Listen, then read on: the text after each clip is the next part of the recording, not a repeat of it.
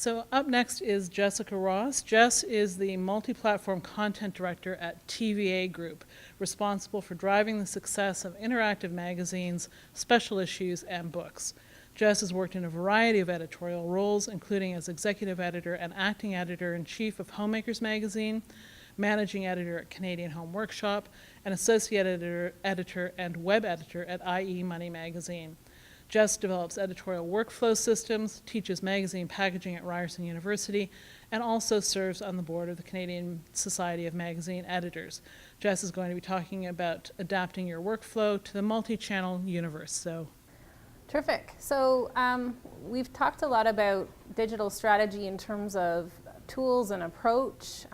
What I want to talk with you today, this afternoon, about is your team structure, how to set up your group to achieve your successes online and in all of your brand products, really. As Kim said, I come from a print and web background. My first job was as a web editor, and then I moved into a print editor position, and then I've moved out of that since then. I currently manage interactive tablet editions, hardcover books, hardcover SIP. So I've worked in quite a lot of different digital and non-digital media, and my role really I have a fancy title, but it's sort of like an associate publisher role. So I spend a lot of time in the spaces where the staff connect, helping staffs take on new projects, helping them tweak and evolve their production workflows. So I have a lot of background on how to help people through change.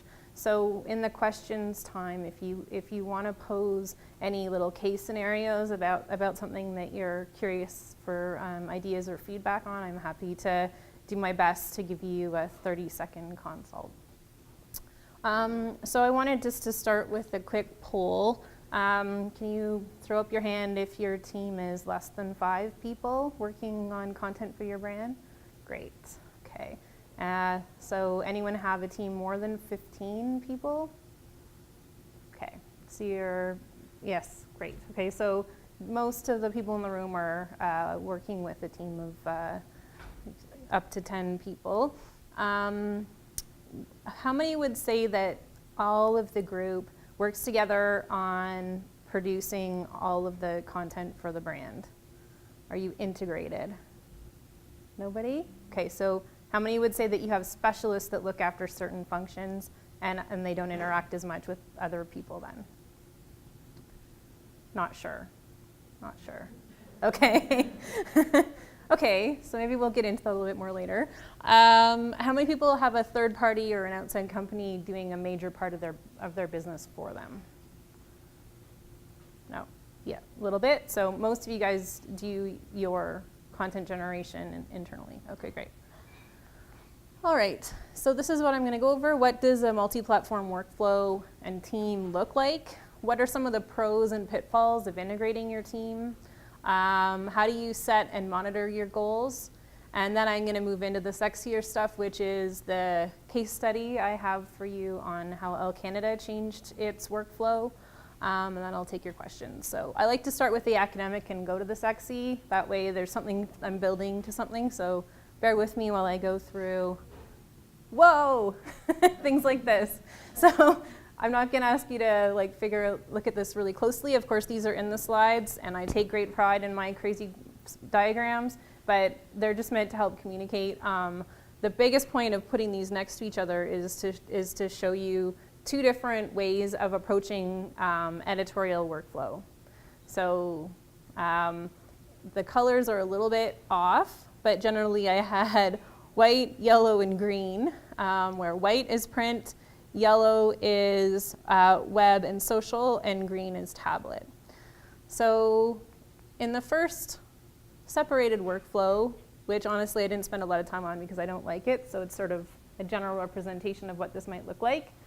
You would have people doing pitches and story planning and so forth, all the way through to final creation with one group. Another group would be preparing web ideas and planning that and executing it. and a different group would be doing a digital edition or interactive tablet post-production on print files. So you have 3 different groups that don't really connect. In an integrated workflow, everyone works toward content generation with everything originating from regular story meetings, and everything is idea first, platform second, and it's always how do we take that idea, how does that idea live in these various platforms? So it's not, I've got a lineup for print, I've got a lineup for web, it's I've got a great story idea about Kim Kardashian or whoever, and how does that really play out here, here, and here? And how do we make efficiencies out of those assets so that we are making sure that we have the right assets for each medium and we're not paying extra to do that. So just generally the way this works is that through the story meeting, all of the assignments are made for all the media at once. The art process starts and that feeds all the media. The copy is all fact-checked and copy edited, versus I know in the past some teams didn't check and copy edit web content or social content. The ideas for tablet enhancements are part of art meetings. The ideas for special web executions, packages, and so forth are part of original initiating art meetings. And all of the content is approved as it goes through by the senior editors that are responsible for each pillar, and by the senior or the creative director who's responsible for the look and feel. So at the end of the day, when everything comes out, it has a consistent look and feel, and the stories have had lots of play over a range of media. So what are the benefits of integrating a team into one group? Certainly you get a lot of new ideas coming in for each content pillar. You get a lot of volume of content, so you're not pigeonholing people into one group, so you're able to get more content for more types of story ideas that you do. Certainly greater budget efficiency. Of course, it means having your contracts in order. More consistent brand voice we've heard about today. You drive higher volume of your digital content, and that'll play into the Elle Canada case study about driving your ad revenue and the brand awareness as well from being on those social channels that we heard about earlier.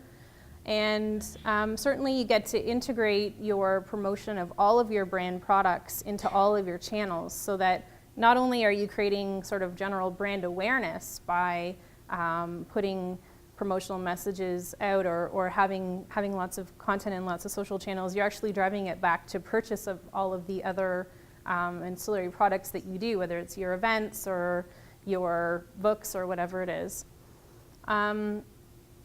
Generally, the biggest thing is that your team can, it really improves morale, that you've got one group that is all working towards the same ends. We've had in the past teams that are sort of split into separate groups, and they tend to feel like they're competing against one another for who's really the key driver of the brand. And if you have everybody integrated into one group, then you can push them all towards the greater levels across the whole brand. And that means that you can create bigger sales packages too, and that was a big outcome that we'll see in the Elle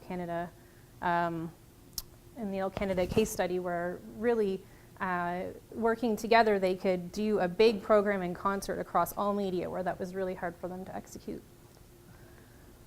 So there are pitfalls. So when you're realigning a team, sometimes you have to break the structure of your current hierarchy. You have to change job descriptions. You have to make people who are experts in one area and felt like they were the leaders of that. You have to set it up so that they're actually reporting to others. Because what it often means is taking experts on specific areas of content. So I've done a lot of work with women's service. So we would typically have pillars like home, beauty, food, fashion, life, or relationships, and making the people who are the experts in those areas, the top level managers, and taking those who have been sort of like a community manager or a web editor or someone who's responsible for something specific social, and putting them in the structure underneath those people. And that can be a troubling change. It's not always easy, but that type of alignment makes sure that you're going ideas first, content first, technical capability is something that can be changed. So that's not always a popular idea, but this is what's worked for some teams that I've had a chance to learn from. So when you're getting a lot of people to put together digital content and pushing it out there, we talked earlier today about using tools like Buffer to have someone have the opportunity to check that the brand voice is consistent, because certainly if you just throw everyone in there and they're all responsible for putting a lot of stuff out, you can get really an inconsistent voice. So that's a common pitfall. Also training. A lot of people feel like if they aren't the master of something, then they shouldn't do it. And it's a cultural shift to make around this whole idea of fail fast, or no one likes the idea of that. Like, I don't want to fail. I don't want to fail fast or slow. But giving people the permission to try new things and jump into them, and setting specific goals that kind of force them into it is really critical if you're going to shift team responsibilities. Also, certainly reverting is a big thing. So if you just announce that these are the new positions and this is what you expect everyone's going to start working integrated, and then leave the room, nothing's going to change. And money, of course, is the other side of the equation on hierarchy. When you have separate budgets initially for web content and for tablet content and for print content, it's really hard to integrate those. So at the end of the day, if you just simply pool those funds together and stop worrying about where they're supposed to go to, which sometimes is a bit of a fight with accounting or your business manager, but it's pretty critical to just ignoring medium at the opening of the conversation about stories. Also, managing editors who've been working on print have a huge new job on their hands, or as I say, maybe a competitor. So with some of our publications, and we're hiring for this position more, we are hiring a digital director, and that person is responsible for setting up all the goals and monitoring everyone's performance on a daily basis. And that is sort of it's a minute-to-minute job, and that kind of job description really intersects a lot with what a lot of managing editors are used to. So, is that a managing editor's job? Depending on the size of your team, yeah, probably, given less, 10 or less people working on a brand. But that person has to really embrace the role of chasing deadlines that are not just monthly or twice a month, but that are daily or hourly, and that's a big shift. So a few of the keys to integrating your workflow are really about having regular meetings. So instead of like a monthly story planning meeting, it might be a daily or weekly meeting. Using research, so we talked a lot about today about research sources, but really using that to drive what you're doing in terms of planning your content can make sure that you're not spending a lot of energy doing things that are low payoff. We heard about certain types of video content today, but also making sure that you have the balance right among your brand pillars as well. Just because you have 4 main offerings or pillars within your brand doesn't mean that they should all have equal weight. If you're a food magazine, you probably shouldn't spend too much time on home, and it's just something that you may have as part of your brand, but you need to make sure the resources are allocated accordingly, and that's mostly time. Of course, assigning the stories with multiple platforms in mind, so that means having an integrated lineup that is everything that you're doing for a specific time period, what you're doing, and how you're doing that by medium. So if you're saying this is my whole lineup, this is the story, how is it done for print, web, tablet, social, and you've got that, that's just sort of a regular document structure that you have. It kind of forces that conversation every single time. Communication is something that has to be ramped up, and a lot of teams are using like Google Drive, Google Docs to have a shared place to plan and track. Other tools like Trello are good for to-do lists that involve projects. You may have other ones that you'd like to share at the end, but these are a couple that I found really helpful after trying and failing with many. And then certainly relentlessly following up on KPIs. I'll go through some of those specifically in a minute.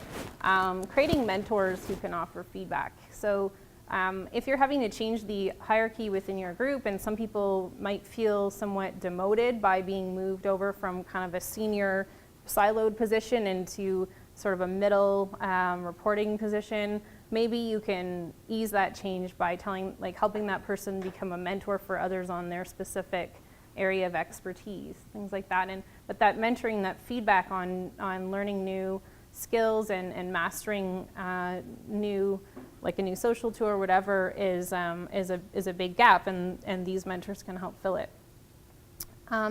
Certainly sharing successes and calling out individual wins. So it's important when you're trying something new and you feel like, okay, I'm failing fast at a lot of things, but you know, when you succeed, like that's got to be something that's really brought to everyone's attention right away, and letting everyone know who did that and that sort of thing. For staff retention, particularly with media where we're experiencing so many challenges right now, I think it's really critical to do that. And applying your research to your content planning. So this is some of the analytics that I get out of interactive tablet editions, and they are really helpful for telling us how we're doing with our print stories.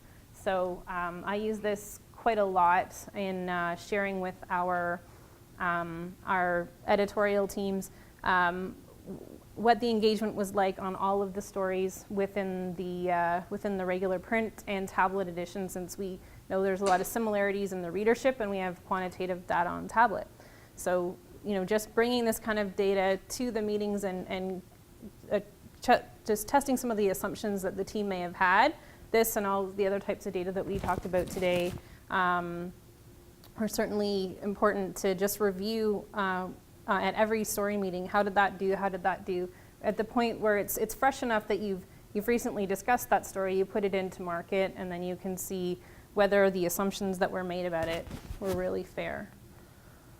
So in terms of key performance indicators, some of the KPIs that we track are the page views, time spent, like, shares, open rate, click-throughs, conversions to purchase, and those all have specific time periods associated with them.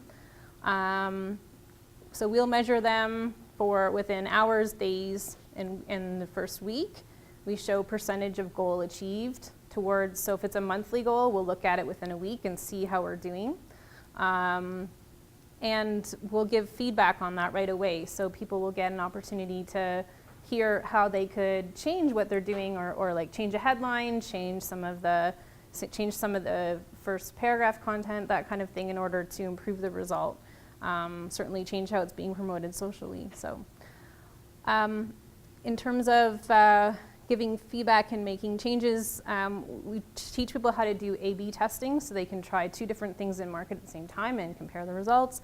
But a lot of it is also around the depth of the piece. So, you know, maybe we shouldn't be talking about to people whether they like organic or regular ketchup. Maybe we need to get into issues that are a little bit more heavy. Maybe that's going to engage an audience. And then voice. Again, like, someone coming in who doesn't have an established writing style may need a lot of feedback on that, and that might come from someone who has more seniority and has developed their own writing voice, who needs to coach more junior staff on how to develop that writing voice. It's still part of the digital world. And production values as well. The quality of the art used and the appropriateness of that to the brand is all part of the feedback process in terms of how did this content do. So I think we went through this already with one of the other presentations. Okay, so in terms of setting up the team for success from a more psychological perspective, it's important to look through the workflow, sort of trace it through each part of the group as you're explaining, as you're kind of launching this with your team. You got to take them through how you think it's going to work and get their feedback on if they think that's it, that there's success will be there, where they see the trouble spots, and have an open discussion about how that's going to flow, because they may think of something that you didn't, but there may also be hierarchical problems that you'll get a sense of early on, where someone in a senior role might be protective about something, or there may be budget concerns. So just get that all out on the table before you're headlong into it.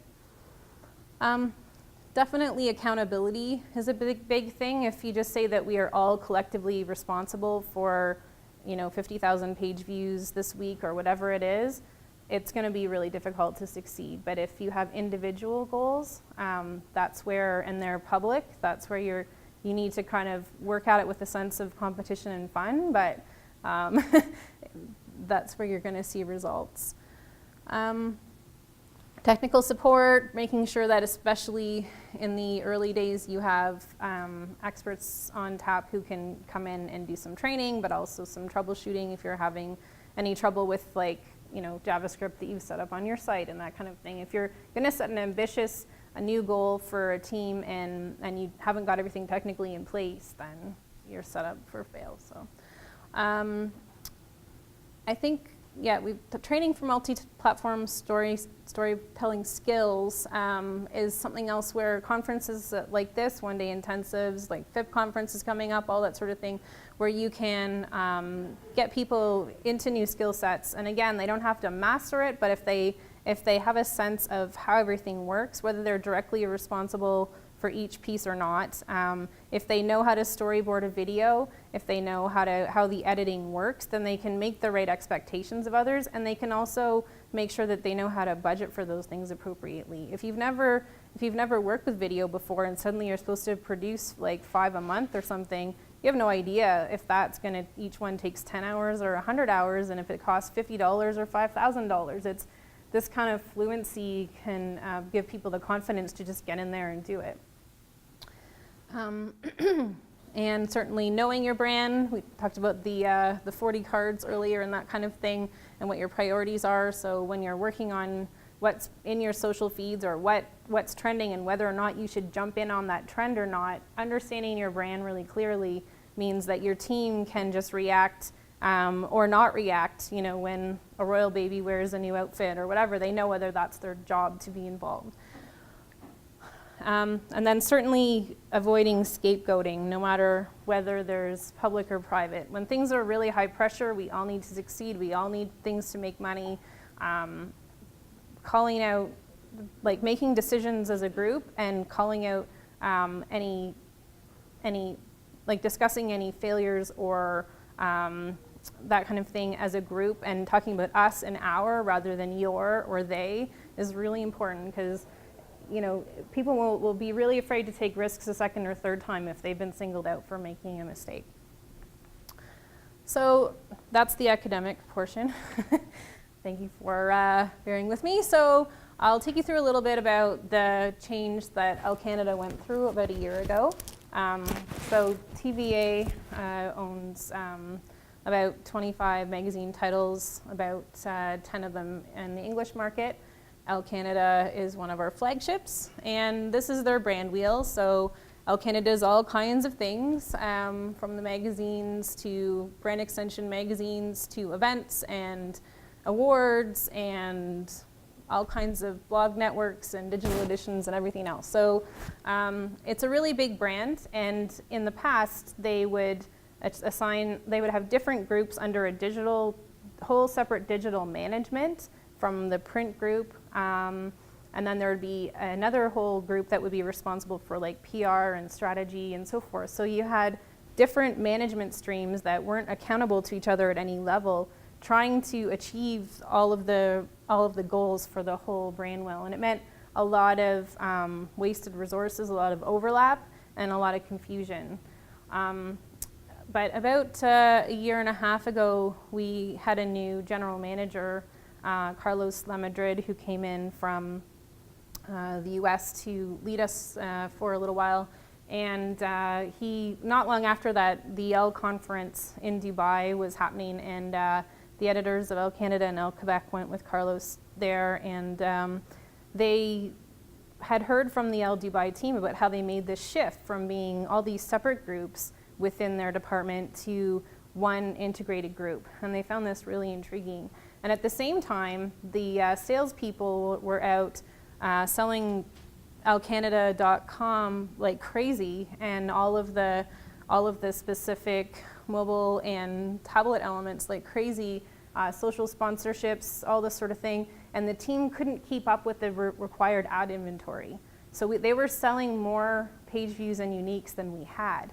So we couldn't deliver on these huge ad programs with really important clients like Chanel. So that was a really difficult problem to have.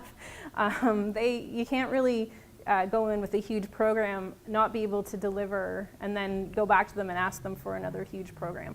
So it was critical that they found a way to ramp up their digital content volume, and very, very fast. So this whole thing came together where it was time to follow Elle Dubai's lead and integrate the team so that they could make everyone responsible, everyone on the team, from the editor-in-chief to all of the digital staff, to make everyone responsible for a lot of content. So what did they do? So they set it up so that every day at 9 o'clock they have an editorial scrum. Okay, sometimes it's 9:15 after one gets a coffee, but really first thing in the morning. Everybody on staff creates at least 2 pieces of content a day for the web specifically.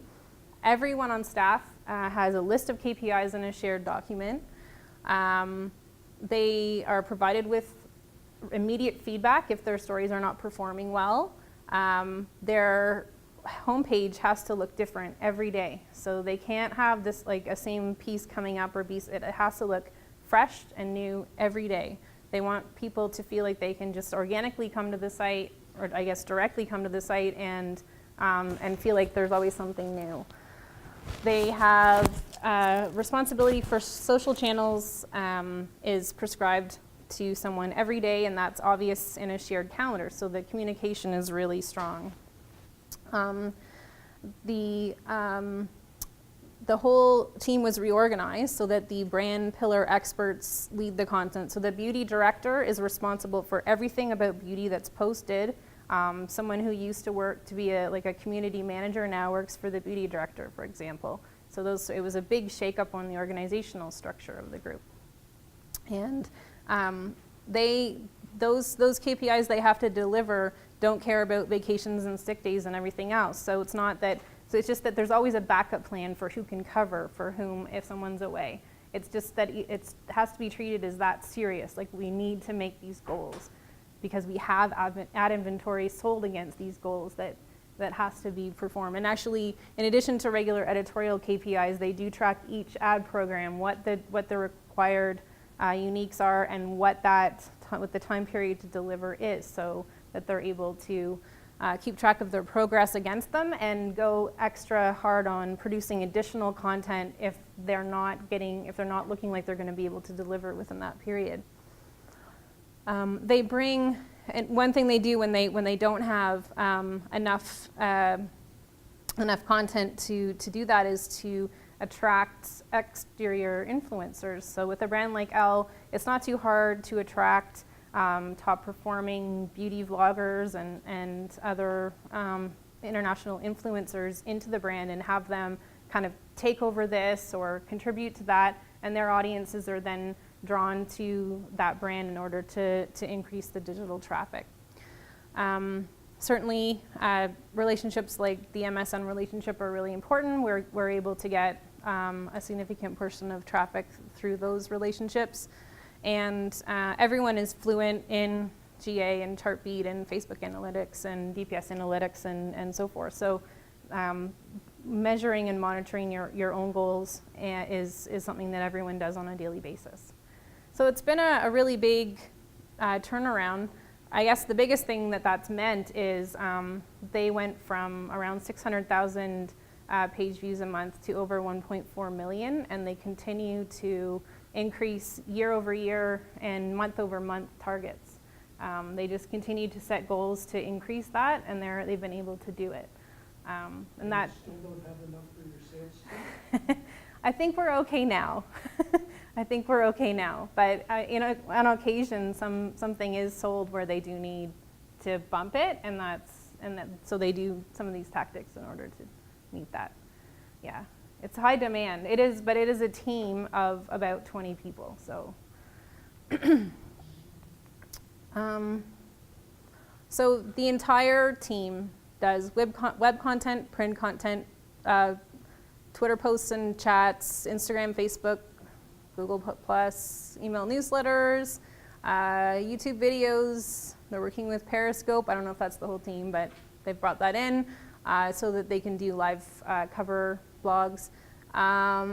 They post on Pinterest. We have regular tablet enhancement meetings, and this team is so fun because they love to be the very first to do something. That's one of their big ways of attracting advertisers and making sure that some of the big established advertisers that used print for so long, the big fashion and beauty companies that are now moving into digital,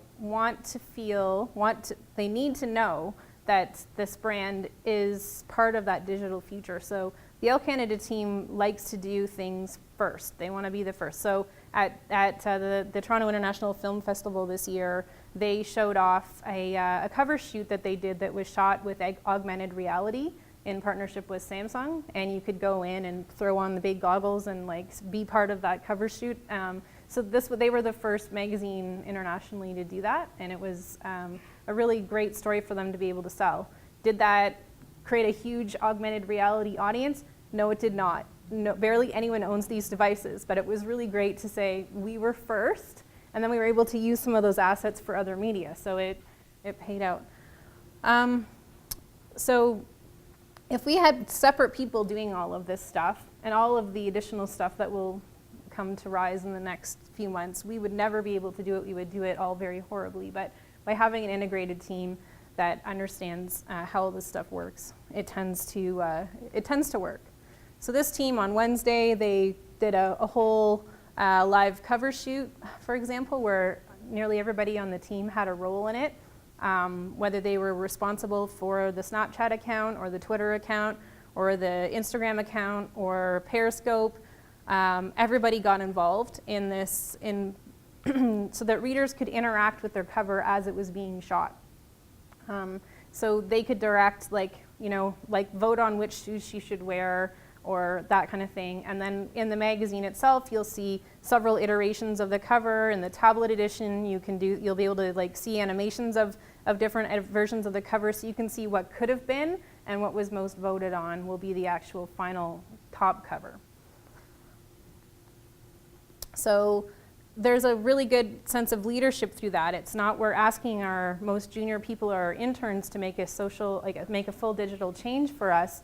Our editor-in-chief, or Noreen Flanagan, actually is amazing at making fantastic Instagram posts with her iPhone 6 with all of the features around slow motion and this kind of thing. She does beautiful executions, and she's driving a lot of stuff.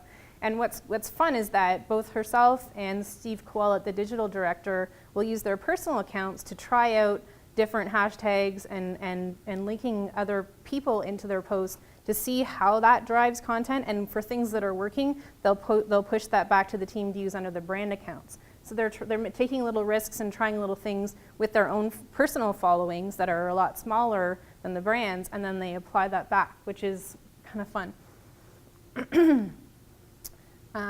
So basically their results or early days, I don't have a count from Wednesday yet, but they were trending on Twitter for the period and so forth. They also do things like stories that are big print packages will have a particular tailored online version. So speak to this one, I guess. This Lazy Girl's Guide to Summer was like a full week of posts that iterated in different ways online. So they took that content, broke it out, and then used it for web, and then promoted it with social. So there was sort of a 360 on the content generation. And for the interactive edition content, which is near and dear to me, we definitely have a close eye on what assets are really working for it, what increases time spent. With tablet being a smaller audience than web, what we try to do is really bring in high quality paid audience, where the more that we layer in things that they will spend more time with, the more time spent we can report. So we try to look for more than 25 minutes of reading time per issue for Elle Canada, that on a 60-day basis. And we're not usually asking the team to create additional assets for this. What we want is to create assets for web and social that also work well for tablet. So to have that in mind while they're working on assets for other elements. So we're not asking them to do a lot of additional work, really. But when they're doing shoots, we'll ask them to do stepping out animations and particular, they'll be asking celebrities like exclusive questions for tablet that are little interview videos that you can't see anywhere else. So that way we can talk about exclusive content and then layer in a lot of things that cause time spent. So it's with the team, all the team having that literacy when they are out at shoots and so forth, they just know what kinds of things that we need them to do, and they just do it. So we get super high engagement. We've learned that for this brand particularly, people want to actually shop the content. So we offer like a tap to buy button where when that's offered, all of the source information comes up and then the direct links are there. So they're not there by default and they're not paid. This is editorial selected, but the readers want to shop the content, so we make it possible for them to do that. And that's not with everything in the book, that's just on specific features, but it definitely increases time spent because it's all done within that. Yes, are you getting affiliate marketing revenue out of that shop button? No, it's just a direct link to a purchase page. So it's the easiest for us to technically execute. We'd like to get to that point, but it involves more time. So that is that case study. So the Sure. So the question is how to create how those individual KPIs are created, shared, and monitored / managed. Okay. Great. Yes. The KPIs are based on how so it's story by story, and it's generally what story is it, who's responsible, how many page views we're setting as a goal for the first week, how many in total for the first month, and then week by week, what percentage of the goal have we achieved. So, and we'll set the number of page views. To be honest, I'm not sure how they determine what the goals are. It's based on the performance of previous stories of a similar type. And then if there's notes there for if there's been any sort of A/B test, that kind of thing, what we've tried, so that at the next meeting where those goals have closed, we can see, we can share what we've learned about what did or did not drive traffic for that particular story. So it's all in a Google Doc, it's all on a Google Sheet, and it's in a shared document that the team looks at every day. It's like always live on everyone's desktop and on their phone or whatever, and it's something where it's just got tabs by month. So Jess, when you say doing A/B testing on a particular story, might that involve changes in headline, Yeah. changes in image? Yeah, and Yeah. you know, or like, and so this is also promoted through social, so it may also be changes to who might have been linked to a post or tagged in a post, what image was used, how tightly into that image we focused, all kinds of little tweaks to how the promotion around it looked, and how the story was packaged. And some things will change significantly over the first week. So it's kind of interesting to watch some of their feed and look and see if a story's been promoted a second or a third time, what does that look like? So should have brought some slides showing that. So the question, if I'm rephrasing it correctly, is on the behind the scenes on the cover shoot, how are you determining what the ROI are, setting the goals for what the ROI should be on something like that? Is it just for building brand value, or are you looking for other payoffs in the mix? Just like a story would have targets set for it, there's a target for page views that day. So, you know, again, at the end of the line, it is to sell ads within our site, and often around that there'll be a special sponsorship. So a brand might buy like a web takeover, banners, you know, like some sort of mention within some of the social feeds. There's the whole package put around it. And so we need to deliver on the volume of traffic against that package that we sold. So it may not be just trying to drive page views for banner ads, like it might just be that, but it may also be to create, you know, to have this amount of visibility with Twitter, and to have this number of likes and this number of reposts and so forth for one of those sponsorship packages. Because right now with web ads being, you know, the CPMs becoming so low, you need to kind of put these packages together in order to make any kind of money. Other questions?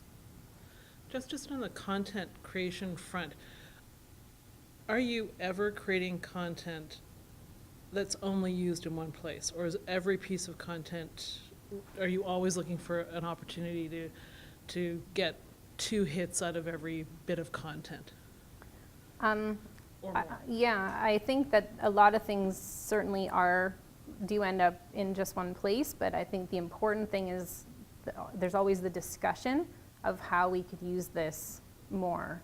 You know, we do certain pieces in book that are really sort of regular standing structured items for print, and they don't necessarily make sense for anything else, but you know, we do those pieces in tablet, so how could we augment that in tablet? So like the Elle team does a little piece called Fashion Play, where they kind of do something arty and creative with some current trend. Like if it was like a handbag that looked like it was sort of peacock, they might like have it sit there with like they'll throw some feathers on it and things just to like amplify the idea of the trend. But in tablet, we might animate all that and then have it get up and walk away. So we're trying to always do additional things with it, but some pieces just really are only structured for one thing. All right, well, thank you very much. Thank you.